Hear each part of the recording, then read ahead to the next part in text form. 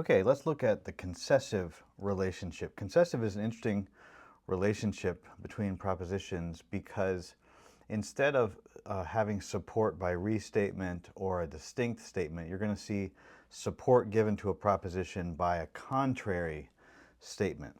So with concessive, we'll use the abbreviation CSV for our arcing, and the definition is this: the relationship between a main proposition and a contrary statement.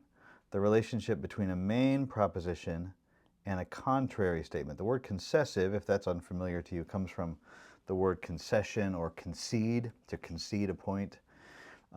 Key words that you're going to be looking for with the concessive relationship would be words like although,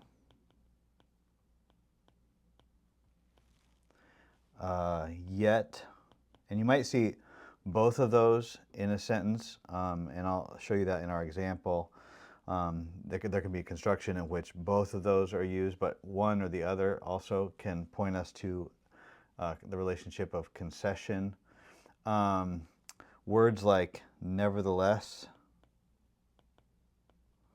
which, believe it or not, always I'm surprised that is one word. Just the word but can point us to concession.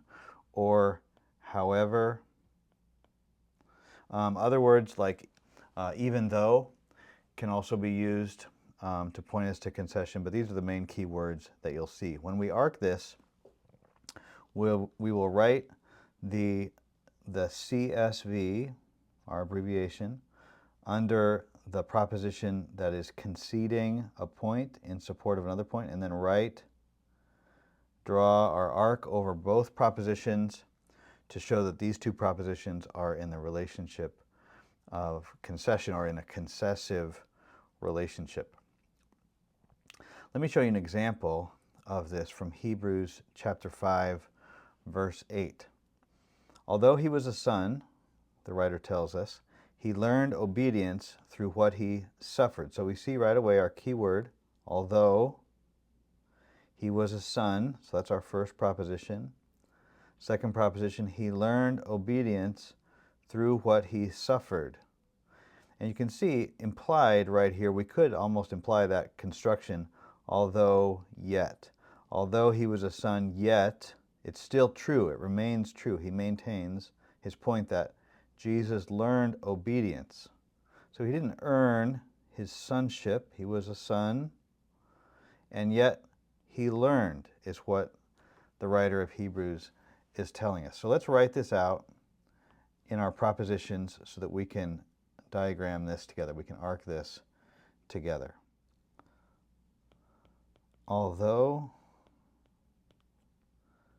he was a son, comma, he learned obedience through what he suffered, period. We will label this 8A and B. Draw our line, one arc over each proposition. And then we will look again for our key words to point us to the appropriate relationship.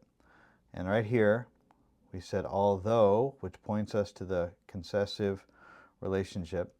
Although he was a son. So the writer is conceding this point. He's making this concession. Although he was a son, that's true, yet he asserts or he maintains the main proposition that he's arguing. He learned obedience through what he suffered. Jesus learned obedience through what he suffered, although his sonship is never in question. So that's the concession that the writer is making. So we will label this concessive, draw one arc over both propositions to show that this relationship between the propositions is the concessive relationship. And that's an example of how I would arc a concessive relationship.